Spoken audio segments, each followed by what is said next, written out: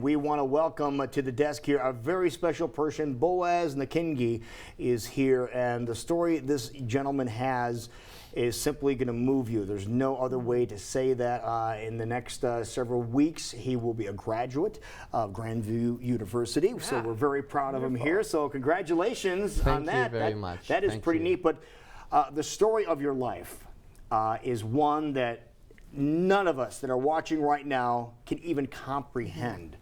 But the advancements that you have made since the age of 14 to where you are now, and how old are you now? I'm 26. 26 years old, in that short period of time, absolutely incredible. So why don't you tell everybody the story and where this all started, because this started in the absolute worst possible way. Yes.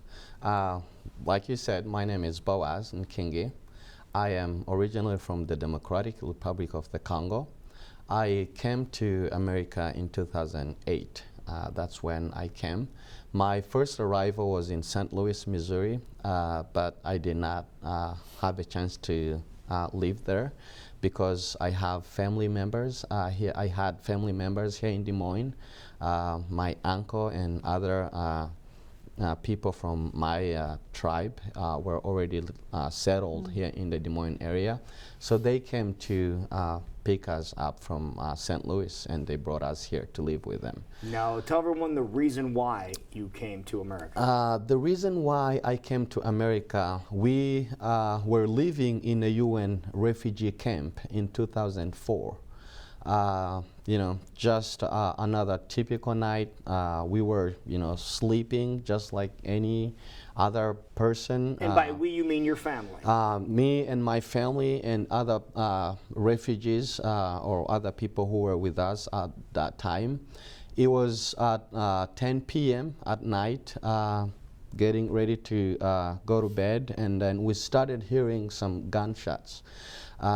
We thought maybe because the place where we were living in, it's called Gatumba.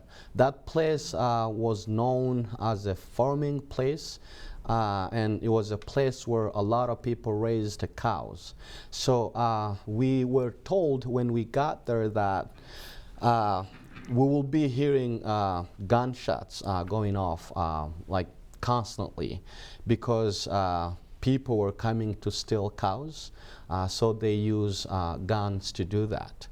So we heard guns going off, and then we thought maybe it's, you know, one of those nights that they told us that, you know, if we hear some guns going off, that means cows are being stolen. Then, you know, guns started, you know, being loud, and, you know, we started hearing people singing. They had drums. They had all these, you know, noisy things that we couldn't even hear what they were saying. So, like, in a short of time, the camp, you know, was attacked. We did not have any idea that we could get attacked in a UN refugee camp because we were fleeing from our place, Uvira, where we were living, hoping to be safe in a refugee camp. How many people were in this camp? There were about like 500 people in the camp. In that night, we lost 166 lives. Oh my goodness. And 88 other people were wounded. Myself, I lost my dad and 6 siblings, 3 brothers. 6? Yes, 3 brothers and 3 sisters. And my mom was badly wounded. She came here disabled. She can't work. She can't do anything. She stays home all day. Oh my goodness. So how did you even handle that back then? That's a great question. You know, I always tell people, I mean, it's by a grace of God that we were, God saved our lives. My dad was a pastor. I am, you know, he taught us to believe and have faith. To be honest, I can't tell you, you know, how I handled it, but I always say that, you know, it's God.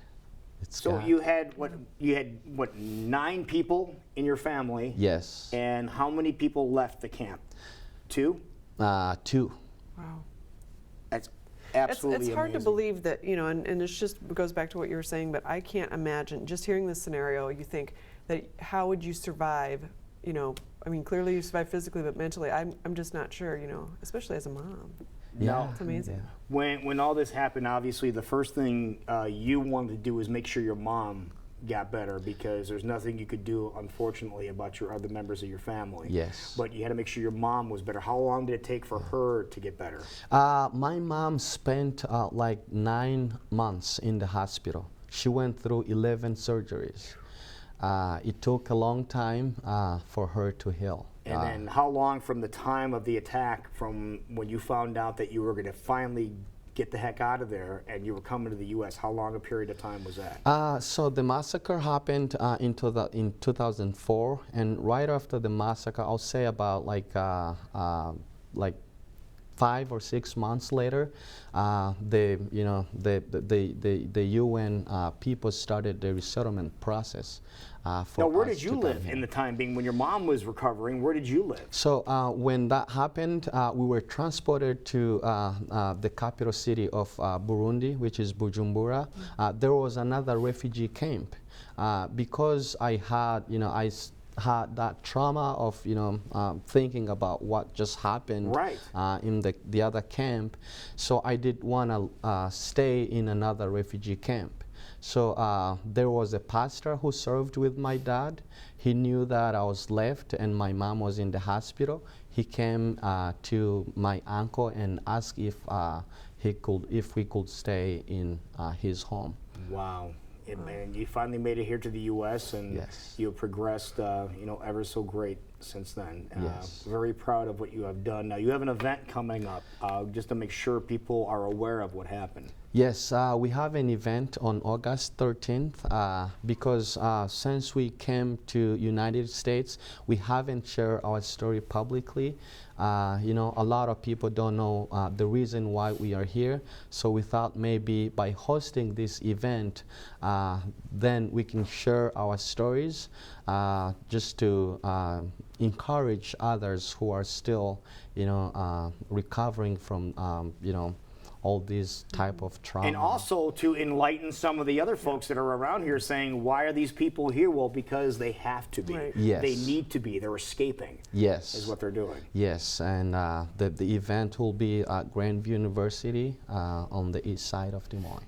All right, and that is on August 13th at 7 p.m. And you're going to go more in depth as to what happened and what you've done since you've been back here, too. Yes, I will, myself and my mom and 2 other survivors will be sharing testimonies of how we miraculously survived the men. Now, is your mom living in Des Moines now, too? She is, yes. Hi, Mom.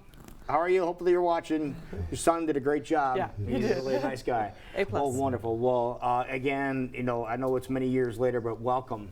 Welcome Thank to you Des Moines. very much. And Thank we you hope you very stay. much. We Thank hope you you stay. very We wish much. the very best for you and your mom. Thank you for Thanks for having being me. Very much. Yes. We will be right back, folks. It is 7:51. When we come back, totally serious news, going to lighten the mood here just a little bit. Next on CW Iowa Live.